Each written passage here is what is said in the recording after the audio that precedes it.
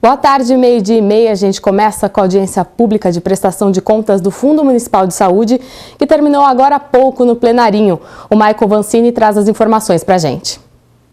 Gabi, a audiência pública ela aconteceu pela manhã aqui no plenarinho da Câmara e mostrou o balanço do primeiro quadrimestre do ano do Fundo Municipal de Saúde. Eu converso agora com o secretário municipal de saúde, Carmo de Souza. Secretário, o balanço que foi apresentado, a arrecadação ela ficou acima de 1 bilhão 144 milhões e os gastos da prefeitura foram na casa de 298 milhões. Isso é acima da meta esperada? Olha, o nosso gasto em saúde tem sido sistematicamente acima do que é preconizado pela lei orgânica do município, né? A lei orgânica do município é 17% e a gente tem operado sempre com números superiores. A melhor comparação a gente pode fazer com os outros quadrimestres, não é?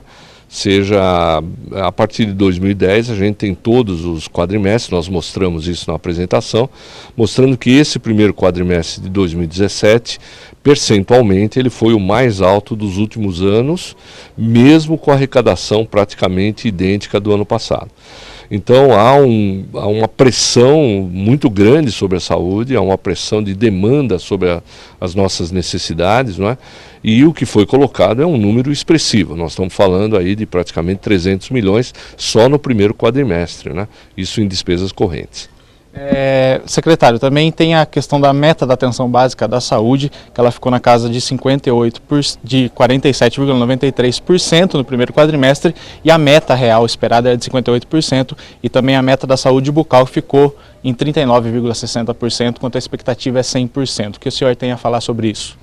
A meta de saúde bucal dificilmente vai ser atingida, talvez num horizonte que a gente possa imaginar. A gente vem melhorando ano a ano, mas ainda estamos longe de atingir.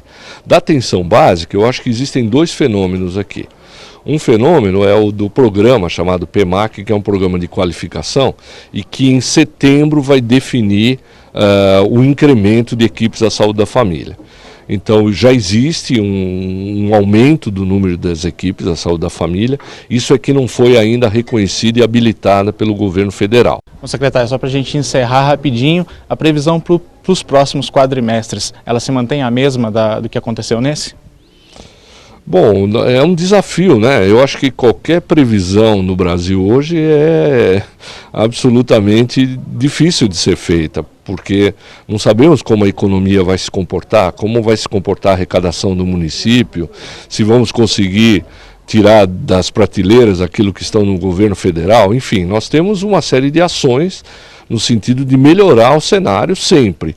Acho que esse ano o volume de investimentos na área da saúde, principalmente do programa Saúde em Ação, é da ordem de 100 a 105 milhões de reais. Já, secretário, muito obrigado. Eu que agradeço, estou sempre à disposição. Bom, então, Gabi, só para encerrar aí, como a gente havia falado, o município ele investiu cerca de 298 milhões 786 mil reais, isso equivale a 26% de toda a arrecadação da Receita, que conta com os impostos municipais, federais e estaduais, que ficou na casa do 1 bilhão 144 milhões 243 mil.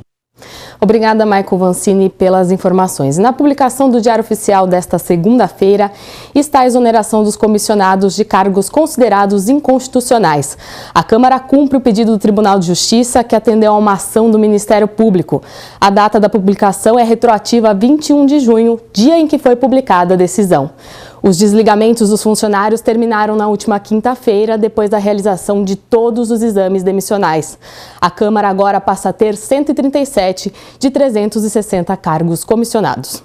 E na última semana, a falta das vagas nas creches da cidade foi tema de uma audiência realizada pela Comissão Permanente dos Direitos da Criança e do Adolescente. O debate no plenário, que foi presidido pelo vereador Gustavo Peta, teve a participação do Ministério Público do Estado de São Paulo, a Defensoria Pública, a Secretaria de Educação, o Conselho Tutelar, o Conselho Municipal de Educação e o Conselho Municipal dos Direitos da Criança e do Adolescente. A abertura foi do presidente da Câmara, o vereador Rafa Zimbaldi. É um assunto muito importante, doutor Rodrigo, que precisa, logicamente, ser debatido e tenho certeza que não é só na cidade de Campinas essa problemática, tenho certeza que praticamente todos os municípios têm aí o déficit de vagas. O objetivo do debate foi ouvir a sociedade civil e as autoridades para buscar uma saída para o déficit de vagas nas creches, que está alto. Verificar o diagnóstico, verificar quais são as medidas que foram tomadas no último período, por que elas foram insuficientes até o presente momento e por que nós temos, portanto, ainda um déficit de em torno de 7 mil vagas nesse período de 0 a 3 anos.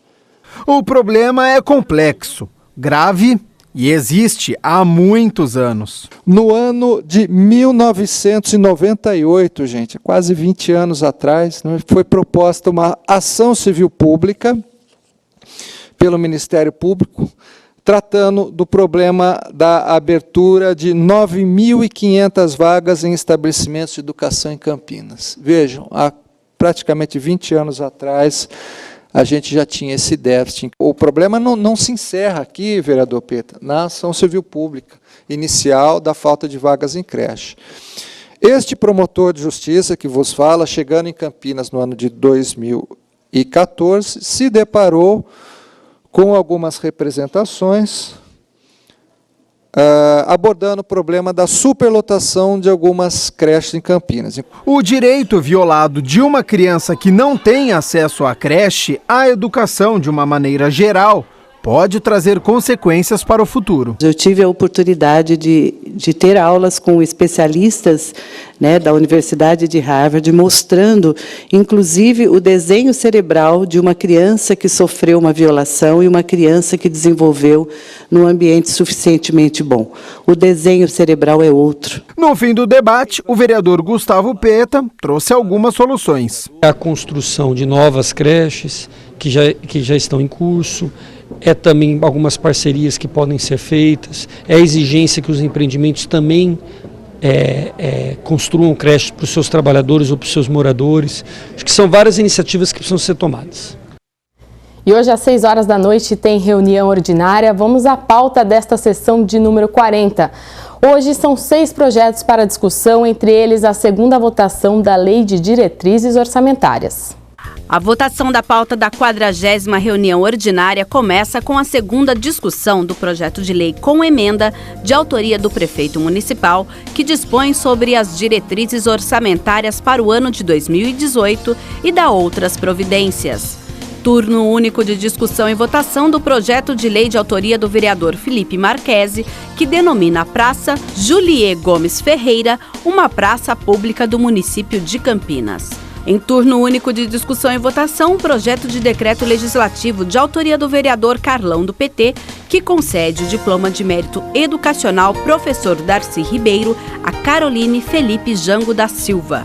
O item 4 é o projeto de lei de autoria do prefeito municipal e será discutido pela primeira vez. Ele dispõe sobre a revogação da Lei 8.779 de 1996, que determina que o pagamento das aposentadorias, complementações e pensões concedidas por meio do Sistema de Previdência dos Servidores Públicos Municipais seja efetuado através da rede bancária oficial. Turno único de discussão e votação do projeto de lei de autoria do vereador Nelson Ossiri, que institui o Dia da Comunicação e das Telecomunicações a ser incluído no calendário oficial do município de Campinas.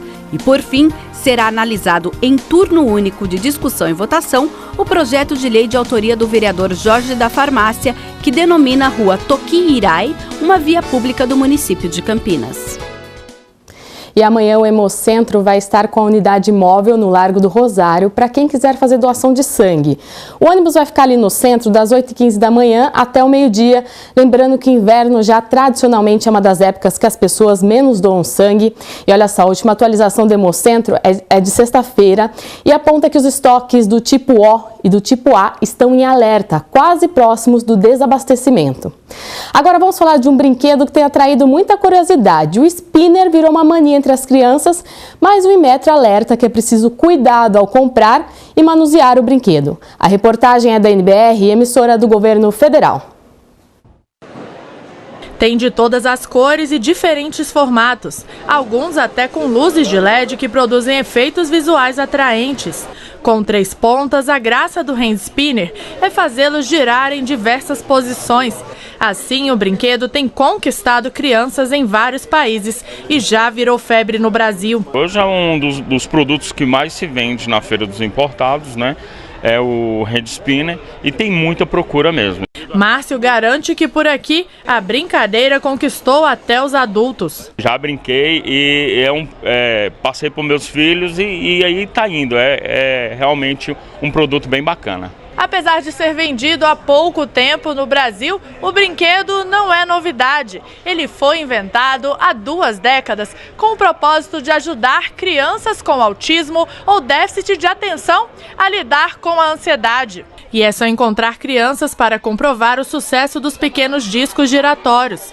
No intervalo desta escola em Brasília, não foi difícil achar um grupo se divertindo com os hand spinners. Todo mundo tem, tá todo mundo brincando. Eu comprei faz 1 semana e foi muito divertido, porque ele realmente desestressa. Mas não há nenhuma comprovação das propriedades terapêuticas. Além disso, essa brincadeira também pode trazer riscos.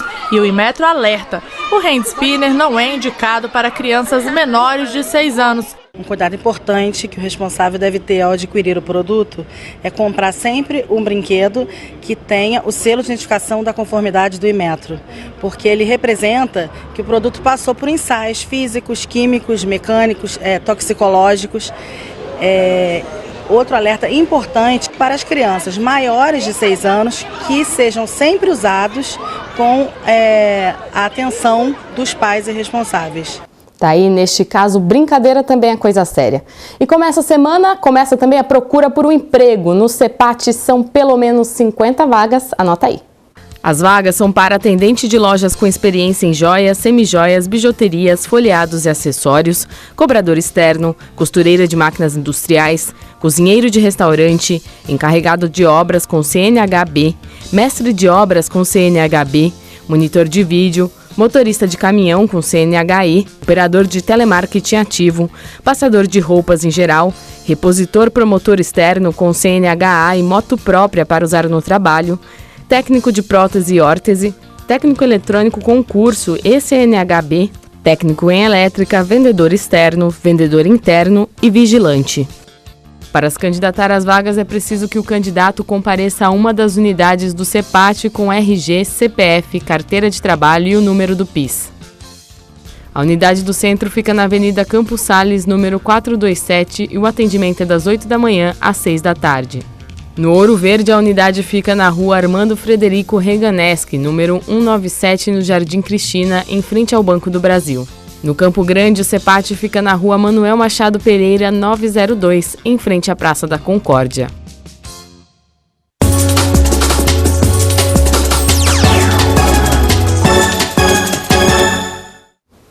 E ontem a Ponte Preta perdeu para o Palmeiras no Moisés Lucarelli em um jogo tenso. Gabriel, boa tarde. Boa tarde, Gabi. Boa tarde a vocês que nos acompanham e bota tenso nisso. 2 expulsões, Sheik tomou o 3º cartão amarelo e, para piorar, a Ponte terminou a rodada na 11ª posição da tabela e também acabou com aquela sequência de vitórias em casa.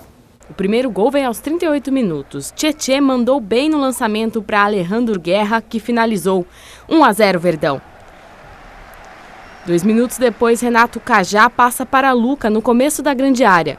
O atacante chutou no canto esquerdo de Praz, 1-1. O Luca, que dentro de casa já marcou 10 dos 15 gols que ele fez até agora no campeonato. Ainda no finalzinho do primeiro tempo, ele de novo trouxe paz para a torcida do Palmeiras. Aos 45 minutos, Guerra toca para Eric, que devolve de calcanhar para o meio-campista mandar para a rede mais uma vez. Final, Ponte Preta 1, Palmeiras 2. O alvinegro campineiro perdeu a partida e a invencibilidade em casa.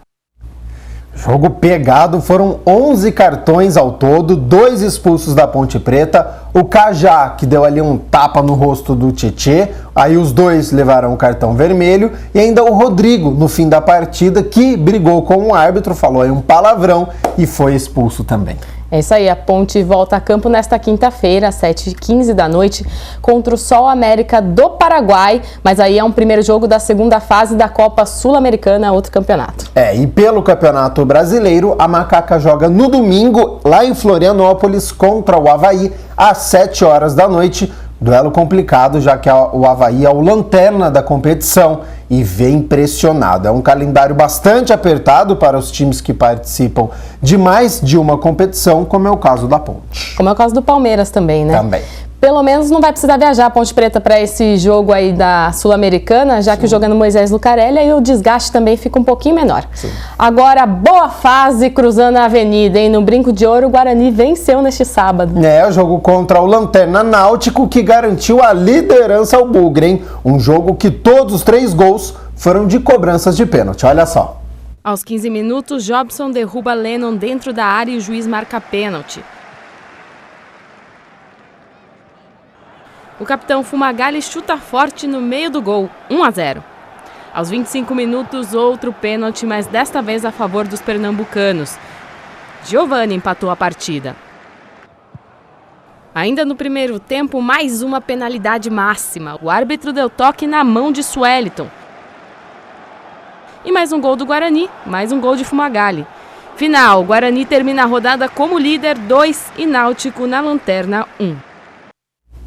Guarani, então, terminou a 10ª rodada como líder. Primeira vez que o Bugre consegue liderar a competição. Ótima notícia. No número de pontos, o Bugre está empatado com o Juventude, mas o time campineiro tem uma vitória a mais. Apertada essa tabela da Série B, hein? O próximo jogo do Guarani, para tentar se manter aí no primeiro lugar, acontece no fim de semana. E é sábado, às 7 horas da noite, fora de casa, hein? Lá em Natal, lá no Rio Grande do Norte, tem duelo contra o ABC. Como o Guarani é o líder, a partir de agora ele é o time a ser batido nesta Série B. Todos os olhares estão lá para o Alviverde. Agora, basquete em cadeira de rodas, os meninos da Gadecamp continuam na liderança do Campeonato Paulista. Uma ótima notícia. Isso mesmo. Os atletas da Gadecamp estão invictos na competição, jogando em casa no ginásio do Instituto Padre Haroldo. A Gadecamp venceu por 65-53 o CAD, que é o Clube Amigos dos Deficientes, e a próxima partida acontece contra os atuais campeões brasileiros. Isso vai ser um grande jogo no próximo sábado, anota aí, às 3 horas da tarde no ginásio do Instituto Padre Haroldo, Gadecamp versus Magic Hands. O endereço é lá na rua Doutor João Quirino Nascimento, número 1601, no Jardim Flamboyant. Tá aí na sua tela o endereço, entrada de graça, hein? Então prestigie o basquete da nossa cidade. Isso aí, imperdível. Esta edição fica por aqui, a gente volta às 5 da tarde. Até lá. Tchau, tchau.